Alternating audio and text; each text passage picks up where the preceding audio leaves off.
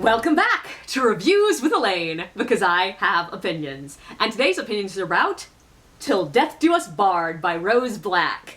So yeah, I have been looking for a really cozy read recently. I wanted something that was happy, joy, comfort, sweetness, giggly, saccharine sweet kind of perfect, just comfort kind of read. And yeah, I found it in this book. Till Death Do Us Bard follows Logan, a retired adventurer. He spent most of his life fighting monsters in the wilderness, but in the last year he's found love, settled down, married a bard called Magpie, who he calls Pie. But when Pie goes missing, Logan starts a quest to find him, no matter what. In his first step along the journey, takes him to the door of a necromancer called the Countess, who he once captured for grave robbing, because he needs to know, first and foremost, is Pie even alive?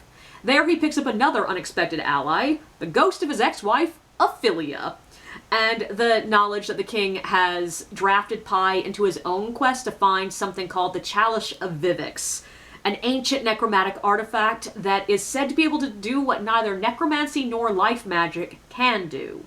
Truly bring someone back from the dead, body and soul.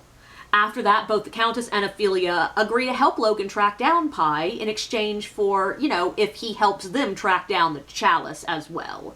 So that they can bring Ophelia back and maybe, just maybe, like as a little cheat, possibly allow the Countess to raise a small army of the dead, just for funsies. But what follows is a very D&D coded adventure where our heroes explore their world, gathering allies and unicorns, discovering the rot at the heart of the kingdom, and accidentally tumbling into a quest to save the world from an eldritch horror. So yeah, this book is pretty much exactly what I wanted it to be. It was sweet. It was pretty heavily focused on the romantic relationship without being exclusively about the romance. It had pretty high stakes, but I never once doubted that there was going to be the perfect, giggly, happy ending I was looking for at the end of this book. There were some great lines, both ones that made me laugh out loud and ones that made me really stop and think. One line that almost killed me is on page 209, and it reads, "Our hope now is that Irvin's position is untenable," Captain Williams continued. "Sooner or later the people will start to push back, especially because of the food shortages. But we can't wait for the country to start ripping itself apart." And why you gotta be so topical, my beautiful escapism? But yeah, it also had the sweet, lovable characters that made me want them to get that saccharine, sweet, happy ending so damn much. Logan in particular, absolute gem of a character. He is dumb as bricks, stubborn as a wall, has the emotional intelligence of a rock, is bumbling, messes up all the damn time, and just means so damn well. Like, I spent the entire book going, "Oh, baby, you are beautifully dumb." Like, this man literally forgot his husband's real official birth name because he's been calling him Pie for their entire acquaintance. And why? Because he doesn't like Pie's full name. It's too complicated.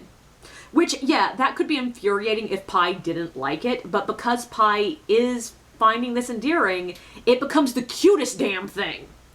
Or almost. Because the cutest damn thing in this book is the fact that Logan at one point thinks about how he wants to wake up every day with this man just to see what color his eyes are today, whether they're more brown or more green, and it made me fucking squee, and not just because that's a cute sentiment, it's because this comes after we've already seen a couple of moments of Logan taking special interest in what color Pie's eyes looked that day, and that recontextualizes those earlier moments to make them, change them from just like, oh, noting what a character looks like, into becoming like this incredibly sweet moment, and that is beautifully well done.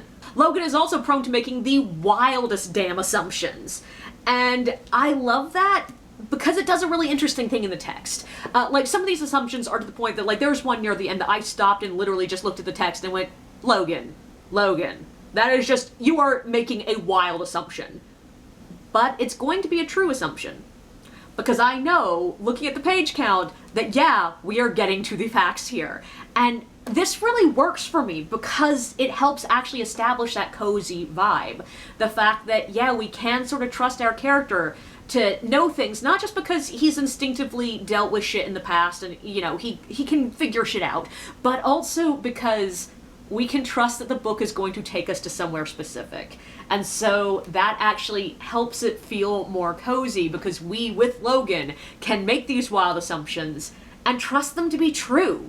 And contrary to popular belief, I will firmly state that there are a lot of moments in books you want your reader to be able to predict what's happening next. And this book does set that up well. Also, on a quick side note, yeah, there are some really dark moments in this book, and they are sort of skated over specifically to also maintain these cozy vibes. Like, there's a lot of death. No major character death, but the body count is pretty large, and almost all of it happens off-page. And we only get passing flashes of the emotional impact it's having on our major characters. And that allows the focus to remain on the main themes of fighting for love, showing up, opening up, and learning how to be all in a relationship without being controlling or codependent. This is, at its core, a relationship book that just happens to take place during a, save the world kind of adventure. And that does occasionally make for a slightly odd tone. Like, one moment in particular really stood out for me. Minor spoilers here. But our main characters come across a pile of bodies. And there's this moment of them being like, well, that's fucking horrible. But it's like half a page later that we are intensely focused back on the playful adventure, lower stakes, get the lovers back together kind of quest. And those bodies do come back up, literally, but they are largely forgotten for like 100 pages. And every time they do come up, there is a very light emotional impact on the book. And that is done to keep it cozy, and so I agree with it, but it does read as slightly odd. But back to the characters. I also love Pi. Like, oh my god, I loved Pi so much. I also absolutely love the repeated joke throughout the text that this beefy, barbarian-esque man keeps showing up, waving an axe around and demanding, "Where's Pi? I want my pie!" And people are like, we don't have pie, but we have stew. It's a good joke. It works for me. Cat, are you gonna sit? Like, it's a solid joke. It worked. But Pi, as an actual character, is in many ways the classic bard. He's flirty, he's overly dramatic, he's prone to lying, he's vain, arrogant, and playful. His full nickname is actually Magpie, which fits him so perfectly. He's also a mess with a dark past. He's the kind of character I love. And he also is doing something that a lot of the characters are doing in this book, that you can describe them in such a way that they are just the classic archetypes of that type of character. But it's not even so much that the archetypes are subverted or something new is brought in, it's just there's so much life in it that they don't feel one note. They feel very lived in and real. Another example is the Countess. She is a character that does feel in many ways expected. She is hilarious. She's that older lady who knows she can get away with shit because she's an old lady. She's the seems sort of evil but with a heart of gold, and also juxtaposed against the cute little old lady trope that just it in many ways feels very much like you'd expect to find in a slightly comedic fantasy. But she also has this deep emotional baggage, and she feels very full of heart and soul. And then there's like Gary, who would definitely be the hero of a different novel. He is that young, naive, desperate to be a hero, beautiful young man. And no, in this novel, he's just a side character that keeps getting shunted off to the side, because our main characters are the actual, middle-aged lovers. Logan in particular, he has aches and pains. He has an injury that has left him with a permanent pain in the leg and a bit of a limp. He's not as good of a fighter as he once was. Both him and Pi have gray hair. Some gray hair, not fully gray, like streaks of gray. They both have scars. They have the marks of their history on their bodies. And that's always just really fun to see. And together as a couple, they are just stupidly cute. Even when they are fighting, they are just so sweet. One of the other characters says about one of their fights that it's basically them just screaming at each other, "No, I love you more!" And yeah, that's sort of what is happening there. There is no doubt that they are going to be able to work their shit out in the end, but the story does actually give them real shit to work out. Logan has some serious trauma response, overprotectiveness tendencies going on. He's dealing with a lot of abandonment problems. And Pi is basically just keeping his entire pre-relationship history secret and not telling Logan anything. And this really works to build a relationship that you both, desperately want them to get back together, but also you understand why they're clashing. And neither of them are fully at fault, they're both at fault, and it really works for me. But that does bring me to a topic that I feel like must be mentioned. When you look at the timelines, they got together irrationally quickly and largely off page. When the story starts, the couple have already been married for about a half a year. And what we see of their getting to know each other period, and for lack of a better word, courting, is in these short little interlude flashback scenes. And I loved that. But it did draw attention to how short of a timeline their relationship actually had. And because these are really short scenes, we don't get as much of the pure getting to know you kind of conversations. We don't see them bonding as much. We just hit the big emotional moments. The moment they meet, the moment when they realize they're attracted to each other, that moment when they give in to the attraction, that moment they realize that there's more going on than attraction, that moment they realize they want to spend the rest of their lives together. And we were just told that there's a lot of stuff around this. And that's fine, that's not that unusual, and especially considering it's taking place in flashback scenes, it is sort of a necessity. But if anything, it draws your attention more to how brief they have actually known each other. And in many ways, I sort of really love that, because one of the core elements of what this book is about is it's about the fact that when you fall in love in the flash of a heart, basically. Flash of a heart? What? If you fall in love in the flash of a moment and get together before you really know each other, there's going to be some bumps and hurdles to get over. And a lot of the trouble is built on the fact that they objectively don't really know each other that much, but they love each other enough to work past it. And I really love that, but if you are inherently one of those readers who is turned off by a speedy timeline in romance, this might not work for you. I also want to take a moment to say I did love the way that these flashbacks are structured throughout the book. With the initial romance being interspersed throughout the current timeline, it does this really interesting things. Because yes, we start with them already established, and this allows us to build tension in the mini romance novel inside of the larger adventure story in an interesting way. Because there's a lot of elements of their earlier relationship that are brought up in the current timeline before we actually see the actual moment that it happened. And it changes things from being okay, yeah, that a moment that happened in their relationship, into something that is sort of almost a mini mystery, that there's tension built up to seeing what is going to actually happen. The funnier one is there's just mentioned in passing that time that Pi showed up in Logan's room at an inn, naked, in bed with a rose in his teeth. And that is hilarious, but then you're okay, do we get to see this moment? And eventually, yes, we do. And the scene actually has a lot more going on in it, so it's not just a one-note joke. There's sort of tension built up to this moment that otherwise could have almost been too light.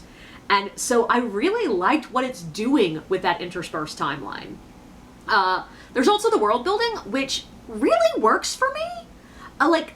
I do not play D&D. I'm very aware of D&D because I've always been on the edge of D&D culture most of my life. I've always known people who played it. I read a lot of fantasy novels. I love the memes. I watch videos about it.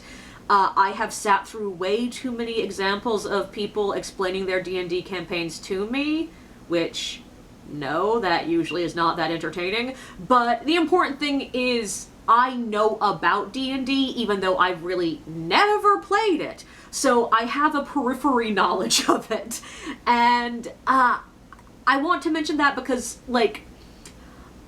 I'm coming at this from a somewhere in the between kind of example. I am not the D&D reader, but I'm also not someone who's ignorant of D&D. But I think this book does a spectacular job of feeling inspired by D&D while clearly doing its own thing. I know enough to know that the world building here does not perfectly align with the D&D world. The magic system is different, there are different magical creatures, there aren't the specific character classes. I mean, there sort of are nods to them, but they don't, exist that simply. And there's just enough nods here and there to, like, the ideas behind D&D that if you are vaguely familiar with that role-playing game, this is going to feel a bit more familiar to you. And it will feel familiar enough that it didn't need the heavy world building that some fantasy does. But there's also enough active world building that if you know nothing of D&D, I doubt you will feel that lack. And it starts straight at the beginning, which I love. I really do want world building at the beginning of fantasy. I just made a short about that. But we start at a festival scene, which allows our main character to be thinking about the culture they live in. He's dealing with severe discomfort being around crowds, which I loved seeing. That was fun. It introduced us to the fact that Logan has some serious trauma from the very beginning, but that also allows us to have him thinking about his past. We get to see what people are doing for a living, what public life looks like, and things like clothes, architecture, food, weapons. All of these are simple, straightforward world-building elements, and we are given them on a platter right in the first chapter.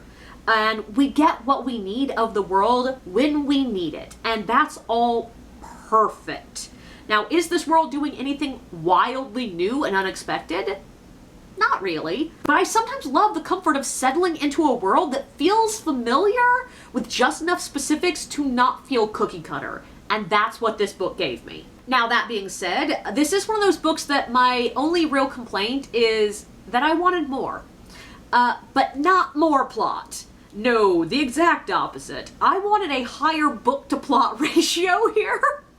Like, if I were to go through and give you a step-by-step exact synopsis, fully breaking down every event in this book, you would probably look at me and go, so that's like 2 to 3 books, right?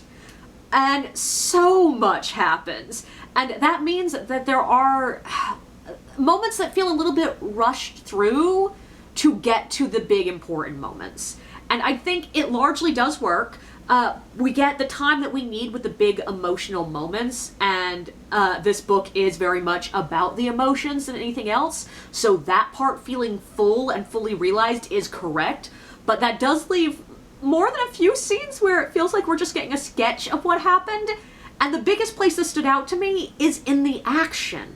Like, there are a few fight scenes that I'm really not entirely sure exactly what happened because things were moving so fast. And a couple of big reversal moments where it's literally like, I'm not doing that. You should for this reason. I'm doing that. And it's like, okay, that was a very quick turnaround. Like, objectively, for that reason alone, I do sort of wish this was a duology that ended after they get the chalice, and the rest was just a second entirely separate book where we spend a good bit of time building up to the climax. But that's a mild complaint, and a book that made me smile and giggle and feel so wildly irrationally happy. And that's what I wanted in this moment. And that is something this book delivered in spades. If you are looking for a book that feels like a hug, that will give you hope for the world, that will make you giggle, this is a book for you. It's just sweet.